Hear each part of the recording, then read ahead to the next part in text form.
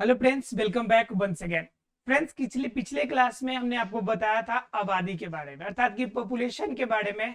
आबादी किसे कहेंगे और आबादी को प्रभावित करने वाले कारकों के बारे में आज की क्लास में डिस्कस करेंगे। ठीक है, अर्थात क्या आज का टॉपिक हमारा होगा कि आबादी को प्रभावित करने वाले कारक को प्रभावित प्रभावित करने वाले कारक कि कौन कौन से कारक होंगे जो आबादी को प्रभावित करेंगे, जिनसे पूरी आबादी प्रभावित होगी। वो कौन कौन से कारक है, इनके बारे में आज हम लोग डिस्कस करने वाले हैं। तो बात यह आती है कि आबादी को प्रभावित कौन कर सकता है, आबादी प्रभावित कैसे हो सकती है, यानी आबादी प्रभावित कैसे होगी। तो आबादी को प्रभावित करने के बहुत सारे कारण हो सकते हैं। जैसे मान लीजिए कि अगर एक पौधा है, मान लीजिए पौधा है, अब पौधा के बगल में एक और बिल्कुल पास में एक और पौधा आ गया। ठीक है, अब इनकी स्पेस बिल्कुल कम है, तो इनको वृद्धि करने में एक पौधे को दूसरे पौधे के बिल्कुल करीब होने के कारण वृद्धि और विकास में कमी आ जाएगी। वृद्धि और विकास में कमी आ जाएगी। इनकी हाइट जो होगी, ऊंचाई होगी, कम बढ़ेगी। इनकी पोषक तत्व तो कम मिलेगी, पोषकता कम मिलेगी, पोषकता में कमी आएगी। तो इस तरह से देखा जाए तो दो पौधे अगर पास हो तो उनमें अगर प्रभाव पड़ सकता है, तो फिर एक क्षेत्र के अंदर एक से ज्यादा अगर प्रजाति रहती हो तो क्या उसको प्रभाव नहीं पड़ेगा? तो बिल्कुल प्रभाव पड़ेगा। एक एग्जांपल के तौर पे और देखिए आप, जैसे हम बात कर लेते हैं, जैसे मान लीजिए कि एक जंगल का इलाका है। ध्यान से समझिए, अगर ये बातें समझ में आ गई तो आसानी से आपको समझ में आ जाएगा। मान लीजिए कि पूरा इलाका क्या आपका फॉरेस्ट एरिया है, पूरी की पूरी फॉरेस्ट एरिया है, अर्थात कि पूरी की पूरी जंगल है। इस जंगल के अंदर अलग अलग प्रकार के जीव इसके अंदर पाए जाते हैं। ठीक है, अलग अलग तरह के जीव पेड़ पौधे पाए जाते हैं। मान लीजिए कि इसमें मान लीजिए कि आपका बाघ भी है, हिरन भी है, हिरन भी है, पेड़ पौधे भी है, पेड़ पौधे भी है। ठीक है, मान लीजिए कि ये तीन कैटेगरी की आपकी जीव जो है यहां पर पाया जा रहा है इस फॉरेस्ट में, इस जंगल में। इस तीन कैटेगरी के जीव अवेलेबल है। ठीक है, ये हमें पता चल गया कि ये तीन कैटेगरी यहां पर अवेलेबल है। अब जरा सोचिए कि मान लीजिए कि यहां पर हिरन की जनसंख्या पे हम बात कर लेते हैं। हिरन की अगर आबादी अधिक हो जाए, हिरन की आबादी क्या हो जाए, अधिक हो जाए, यहां पर हिरन अधिक हो जाए। एक केस ले रहे हैं हम कि हिरन की आबादी क्या हो जाए कि अधिक हो जाए। तो जरा सोच के देखिए कि पहले केस में अगर हिरन अधिक हो जाए तो क्या प्रभाव पड़ेगा, क्या संतुलन बिगड़ेगा, क्या आबादी प्रभावित होगी इनसे? तो बिल्कुल होगी। देखिए कैसे प्रभावित होगी। हिरन अधिक होगा तो बताइए पेड़ पौधों की संख्या घटेगी या बढ़ेगी? पेड़ पौधों की संख्या घटेगी, क्योंकि ये ज्यादा से ज्यादा घास, ज्यादा से ज्यादा छोटे पौधों को खाएंगे, तो जिनके वजह से पेड़ पौधों की जो आयु होगी कम होगी, पेड़ पौधों का विकास कम होगा, नए पौधे कम बनेंगे। तो बताइए एक की आबादी बढ़ने से दूसरे की आबादी में वृद्धि घटी कि नहीं, दूसरे की आबादी प्रभावित हुई कि नहीं? तो समस्या उत्पन्न हो गई। उसके बाद क्या, अगर ये पहला केस था, अगर हम दूसरा केस ले लें कि अगर हम कह दें कि बाघ की जनसंख्या अधिक हो, किसकी जनसंख्या हो जाए, बाघ की संख्या अधिक हो जाए, बाघ की संख्या अधिक हो जाए, तो क्या प्रभाव पड़ेगा भाई? तो बाघ की संख्या अधिक हो जाएगी तो ये हिरन को खा जाएगी। अब हिरन को ज्यादा खा जाएगी तो हिरन का आपका लगभग अस्तित्व खतरे में पड़ जाएगा। फिर जब हिरन की खतरे में पड़ेगा तो उससे आपका क्या होगा, पेड़ पौधे का क्षय कम हो जाएगा, तो पेड़ पौधों का आकृति ज्यादा बढ़ जाएगा, पेड़ पौधे का विकास ज्यादा हो जाएगा। मतलब क्या, एक प्रभावित होगा तो उसके चलते अगला केस भी प्रभावित हो जाएगा। ये कंफर्म नहीं होगा कि आप किसका बढ़ रहा है तो दूसरा प्रभावित नहीं होगा, ऐसा कुछ भी नहीं है। एक भी अगर प्रभावित होगा तो दूसरा भी प्रभावित हो जाएगा। क्लियर है आप लोग को? तो इस तरह से अगर देखा जाए तो ये सभी के सभी केसेस एक दूसरे से कनेक्टेड है। मतलब कि आबादी को प्रभावित करने वाले कारक, ये तो मैंने जैविक कारक बताया। हमने क्या बताया आपको, जैविक कारक, कुछ ऐसे भी कारक होते हैं जो अजैविक कारक है। जैसे मान लीजिए किसी क्षेत्र में धूप ही कम उग रहा है, किसी क्षेत्र में बाढ़ ही ज्यादा आ गया, किसी क्षेत्र में हवा की कमी हो गई, किसी क्षेत्र में सूर्य की प्रकाश प्रॉपर तरीके से नहीं पहुंच रही है। मान लीजिए कि आपका बिल्कुल कहा किस एरिया में चले जाइए, आप पोलर रीजन में, ध्रुवीय प्रदेशों में चले जाइए, तो फिर प्रभावित होगी ना। अर्थात क्या, जैविक कारक के अलावा अजैविक भी कुछ कारक है जिनसे पूरा का पूरा आबादी प्रभावित होगा। चलिए हम आबादी को प्रभावित करने वाले कारकों को एक एक करके समझने की कोशिश करते हैं। तो हम लोग डिस्कस करेंगे प्रभावित करने वाले इनके कारकों के बारे में। तो मैंने कारक बताया कि कारक मुख्य रूप से अगर बांटेंगे हम लोग तो कितने भागों में बांट सकते हैं, तो 2 भागों में हम लोग बांट सकते हैं। किन किन 2 भागों में बांट सकते हैं, तो पहला भाग हमारा होगा जैविक कारक। पहला भाग क्या होगा हमारा, जैविक कारक, ठीक है, जैविक कारक। तो अगर हम दूसरे पार्ट की बात करेंगे तो बताइए जरा दूसरा पार्ट कौन सा होगा, तो दूसरा पार्ट हमारा होगा अजैविक कारक, राइट। अर्थात कि जैविक कारक और अजैविक कारक 2 पार्ट होंगे। अगर हम लोग बात करें जैविक कारक की, कि जैविक कारक हमें अर्थात कि हमारी आबादी को कैसे प्रभावित करेगी, जैविक कारक। तो जैविक कारक के प्रभावित करने के फॉर्म को अगर हम देखें तो हमारा कंडीशन अलग अलग फॉर्म में होगा। कैसे प्रभावित करेगा, तो सबसे पहला नंबर अगर जैविक कारक के अंदर बात कीजिएगा तो जीवों के बीच में परस्पर संबंध को लेकर यह पहली समस्या होती है जैविक कारक में। जीवों के बीच परस्परिक संबंध, यह सबसे ज्यादा प्रभावित करती है। अब बात होती है कि जीवों के बीच परस्परिक संबंध जैविक कारक में प्रभावित कैसे करेगी, तो कह रहा है कि जीवों के बीच में परस्परिक संबंध को देखिएगा तो ये भी अलग अलग प्रकार के होते हैं। ये भी क्या होते हैं, अलग अलग प्रकार के होते हैं। एक क्या होता है कि आपको पता है कि परजीवी होता है, एक क्या होता है भाई, परजीवी। दूसरा क्या होता है, सहजीवी। ये तो जानते हैं आप लोग कि एक परजीवी होता है, सहजीवी होता है। एक और होता है जिसे हम लोग अधिपादप कहते हैं। क्या कहते हैं, अधिपादप कहते हैं। अब समझने की कोशिश करते हैं कि ये तीनों तरीके से पारस्परिक संबंध कैसे होता है और तीनों के माध्यम से यह जो हमारी आबादी होगी वह प्रभावित कैसे होगी। पहले जानते हैं अधिपादप। तो अधिपादप का मतलब होता है कि आधा, अधि का मतलब आधा और पादप का मतलब पौधा, जिनका आधा शरीर का निर्भरता किस पर हो, पौधा पर हो। यानी कि आधा का आधे आध का निर्भरता पौधे पर हो, तो उसे हम लोग कहते हैं अधिपादप। अब आप सोच रहे होंगे कि आधा निर्भरता का क्या मतलब, आधा निर्भरता वाला पौधा का क्या मतलब। तो आधा निर्भरता वाला पौधा का मतलब है कि जैसे देखिए इसके अंदर भी 2 प्रकार के आपके क्या मिलेंगे, पौधे मिलेंगे। इसके अंदर भी 2 प्रकार के जो अधिपादप तरीके से रहते हैं, ठीक है। यानी कि आधा पौधे के रूप में, आधा पौधे के रूप में मतलब 2 चीज आपको जरूरत होती है एक जीव को जीवित रहने के लिए।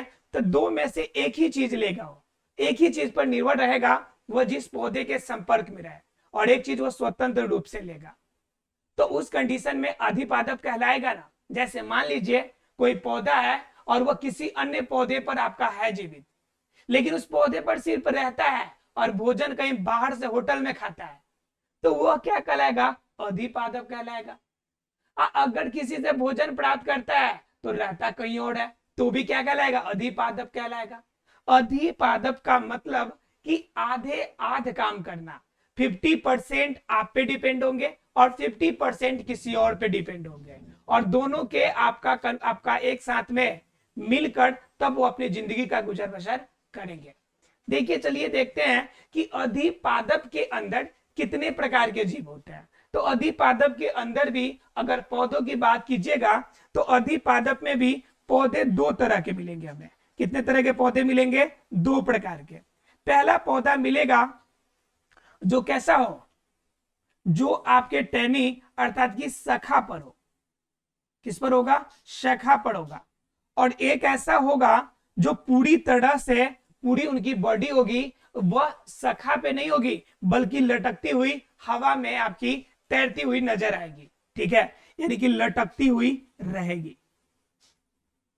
अब दो प्रकार की आपकी किसके अंदर आएंगी, अधिपादप के अंदर आएगी। तो जो लटकती जो शाखा पर रहेगी मतलब कि पेड़ पौधे की शाखा के ऊपर जो पाई जाएगी तो यह आपका सिर्फ इसके ऊपर रहेगी, लेकिन भोजन क्या होगी, ये बाहर से लेगी।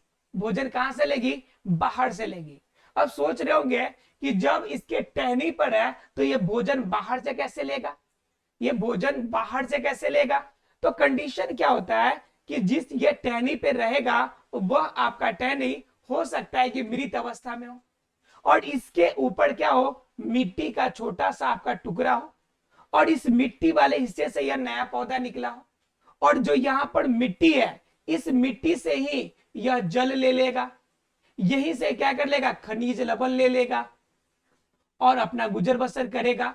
तो बताइए यह भोजन क्या इस टहनी से लिया क्या, इस शाखा से प्राप्त किया क्या, तो बिल्कुल भी नहीं, सिर्फ इस पे रह रहा है ये। तो कंडीशन यही होती है कि इनके अंदर क्या होगा कि भोजन बाहर से करेगा लेकिन इस पर आवास जो है वह पौधे पे प्राप्त करेगा। तो इसे हम लोग क्या कहते हैं, इसे हम लोग कहते हैं अधिपादप। ये शाखा पे रहने वाला हो गया।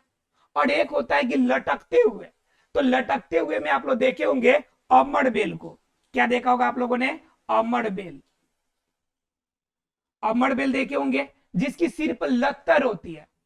तो ये क्या करेगी, ये पौधे पर रहेगी लेकिन भोजन प्राप्त वह हवा से जो आपका सॉरी जो जल के कण मिलते हैं ना उनसे अपना भोजन वो कंप्लीट करता है, वह पौधे पर डिपेंड नहीं रहता है। तो क्लियर हो गया आप लोग को, अर्थात कि अधिपादप के अंदर वैसे दो प्रकार के पौधे आते हैं जो एक दूसरे के संपर्क में रहेंगे लेकिन सिर्फ आधे आध उन पर निर्भर रहेंगे, मतलब आवास प्राप्त करेंगे लेकिन भोजन वह बाहर से या अलग तरीके से प्राप्त करेंगे। क्लियर है आप लोग को, यानी कि अगर भोजन की निर्भरता भी इस पर होती तो पूरी तरह से यह परजीवी का कंडीशन हो जाता, लेकिन परजीवी का कंडीशन नहीं है, यह अधिपादप का कंडीशन है। मतलब क्या, 50% कार्य वह उस पौधे पे रह के करेगा और 50% पार्ट वह बाहर से अपने सेवाओं को, अपनी आवश्यकताओं को पूर्ति करेगा। क्लियर है आप लोग को। उसके बाद क्या आती है, उसके बाद अगर ये क्लियर हो गया तब हम लोग जानेंगे परजीवी के बारे में।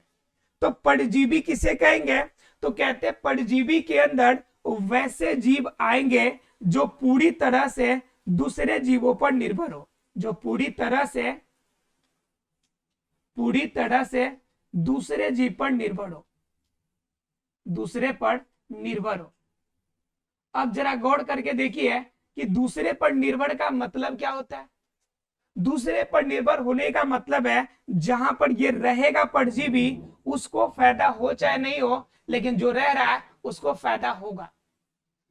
जैसे मान लीजिए कोई पौधा है और वह दूसरे पौधे पर रह रहा है, तो दूसरे पौधे पर रहने के कारण क्या होगा, जैसे मान लीजिए नॉर्मली अगर जिंदा पेड़ है और उनके टहनी पर एक और पेड़ अगर लग गया तो बताइए उसकी भोजन की आवश्यकता जो होगी उसको पूरा कौन करेगा, तो वह जिस पौधे पे वही पूरा करेगा। जरा देखिए ध्यान से इसे,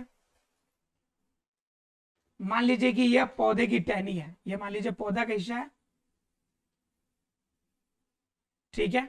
अब क्या है कि यहां पर एक और आपका पौधा निकल गया, क्लियर। अब यहां पे पौधा निकलने के कारण क्या हो गया बात कि बताइए कि यहां पे जो भोजन चाहिए इसको, भोजन, ये भोजन कहां से प्राप्त करेगा, तो भोजन इसी माध्यम से तो करेगा, अर्थात कि पौधा जो लेके आएगा इसी से करेगा भोजन भी और रहेगा।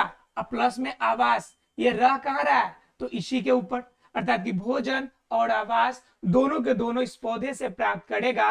तो यह पूरी तरह से अपनी पूर्ति इस पौधे के माध्यम से कर रहा है, तो पूरी तरह से आश्रय जो होगा इसी पौधे के ऊपर होगा, यानी पूर्णतः यह आश्रित होगा, ठीक है। और जब यह आश्रित होगा पूरी तरह से तो यह कहलाता है परजीवी, मतलब दूसरे जीवों पर निर्भर रहने वाला, इसे क्या कहते हैं हम लोग, परजीवी। इसे क्या कहेंगे, परजीवी कहेंगे, अर्थात कि दूसरे जीवों पर निर्भर रहने वाला जीव। अब परजीवी अगर हम इसे कह भी दिए और भोजन और आवास हमें समझ में भी आ गया कि भोजन और आवास दोनों इनसे ही प्राप्त किया और यह परजीवी है, तो क्या इस पौधे को भी इससे कुछ फायदा होगा क्या?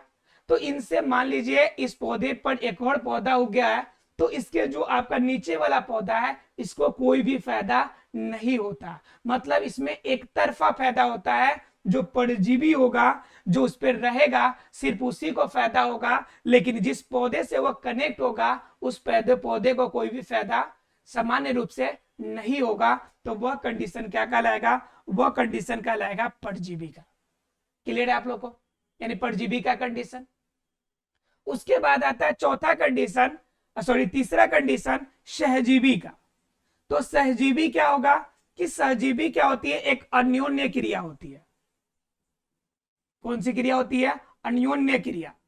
मतलब क्या, यह क्या करेगा, क्रियाओं को अदला बदली करेगा। जैसे मान लीजिए बचपन में हम लोग क्लास में बैठते थे, तो क्लास में क्या करते थे कि हम लोग आपस में जब लंच बॉक्स लेके जाते थे तो किसी में अच्छी खासी सब्जी होती थी, तो किसी की पराठा होता था, किसी की रोटी होती थी। तो क्या होते थे कि हम लोग आपस में एक दूसरे से मिल बांट के खाते थे। मेरी रोटी तुम खा लो, मैं तुम्हारा एक पराठा खा लूंगा। मेरी सब्जी अच्छी है तो मेरी सब्जी ले लो, तुम अपनी सब्जी थोड़ी सी दे दो।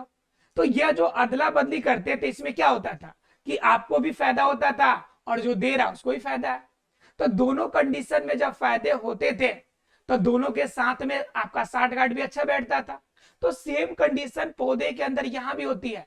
सहजीवी में अन्योन्य क्रिया होगी, एक दूसरे के साथ क्रियाएं होंगी और दोनों एक दूसरे से फायदा प्राप्त करेंगे। जैसे बात करेंगे हम लोग लाइकेन की, किसकी बात करेंगे, लाइकेन की। तो लाइकेन के अंदर क्या मिलेगा हमें, लाइकेन के अंदर दो चीजें हमें देखने को मिलती है। एक तो मिलती है आपको शैवाल, एक क्या देखने को मिलती है हमें, शैवाल देखने को मिलती है। और दूसरा क्या देखने को मिलती है हमें, तो कवक। दूसरा क्या देखने को मिलती है, कवक। ये दोनों एक दूसरे के साथ रहेंगे। अब दोनों को फायदा क्या होगा कि शैवाल के अंदर हरापन है, मतलब इसके अंदर क्लोरोफिल मिलेगा हमें। क्या मिलेगा, तो क्लोरोफिल मिलेगा जो भोजन बना सकता है।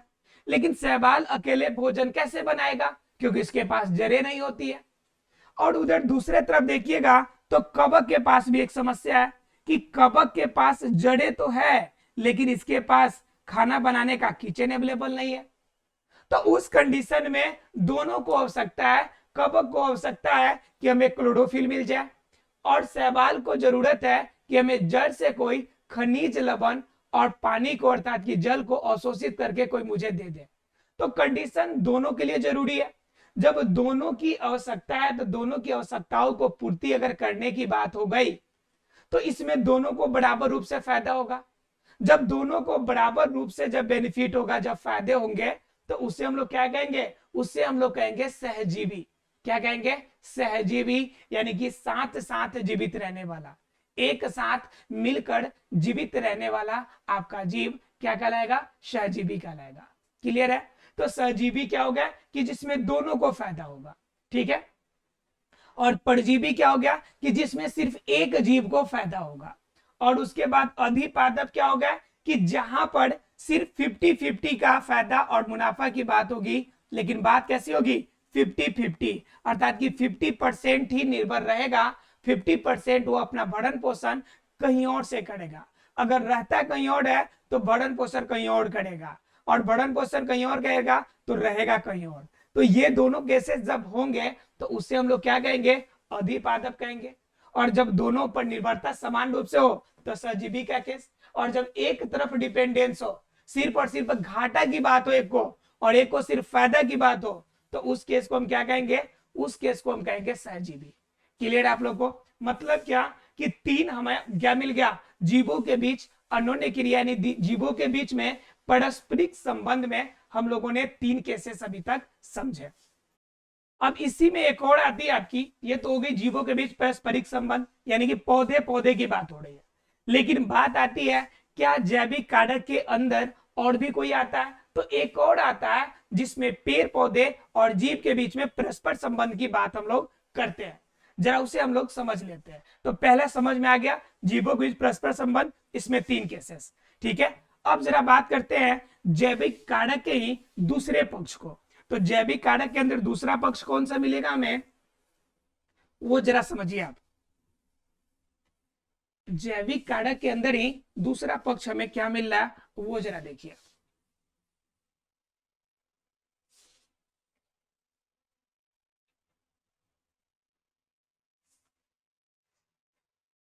दूसरा पक्ष क्या है इसके अंदर, जैविक कारक में दूसरा पक्ष कि जीवों और पौधों के बीच में संबंध।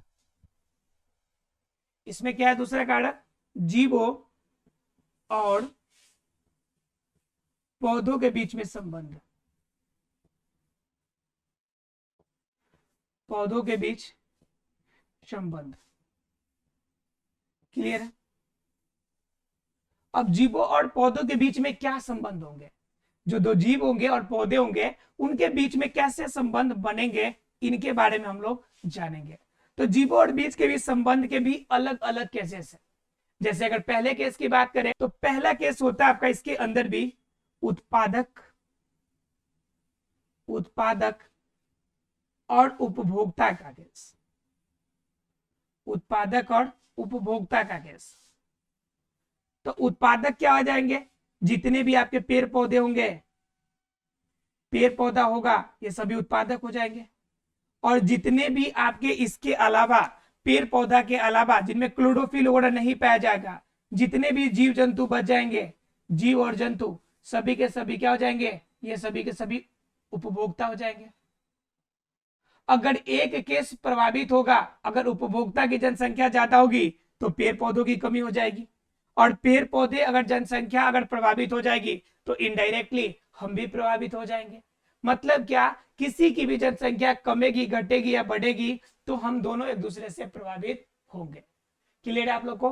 तो यह आपका पहला हो गया उत्पादक उपभोक्ता। दूसरा नंबर क्या, अगर जीव है तो उनकी वजह से अगर शिकारों की बात की जाए तो जीव, अगर शिकारी जीव है तो शिकारी जीव और आपके क्या हो जाएंगे दूसरे केसेस में। ठीक है, यानी कि जीवों के जो परभक्षी होंगे उनके लिए समस्या होगी कब, जब उनके बीच में संतुलन बिगड़ेगा तब। तो परभक्षी में संतुलन कैसे बिगड़ेगा, जैसे मान लीजिए हिरन की संख्या अगर कम जाती है, हिरन की संख्या कम हो जाती है तो बाघ के लिए खतरा उत्पन्न हो जाएगा, बाघ के लिए क्या हो जाएगा, खतरा उत्पन्न हो जाएगा। तो यह परभक्षी जीवों के बीच में भी समस्या उत्पन्न होती है। मतलब क्या, सीधे शब्दों में देखें तो पौधे और जीव दोनों एक दूसरे के लिए आपका लाभप्रद होते हैं। जैसे मान लीजिए कि अगर परागण क्रिया करनी है तो भी मधुमक्खी के माध्यम से हो जाता है, तितलियों के माध्यम से होता है, तो पौधे के लिए फायदेमंद करता है ना। अगर ये नहीं रहे तो पॉसिबल नहीं है, समस्या उत्पन्न हो सकती है, पर परागण होगा ही नहीं। तो ऐसे बहुत सारे केसेस हैं जिनमें पेड़ पौधे और जीव आपसी संबंधों के साथ क्रियाओं को करते हैं और अपनी आबादी को सामान्य रूप से रखने में मदद करते हैं। आशा फ्रेंड्स कि जैविक कार्य की पॉइंट आपको क्लियर हो गई होगी। अगले क्लास में हम लोग जानेंगे अजैविक कारक को, यानी आबादी को प्रभावित करने वाले अजैविक कारक को। मिलते हैं अगले क्लास में, तब तक के लिए thank you very much friends.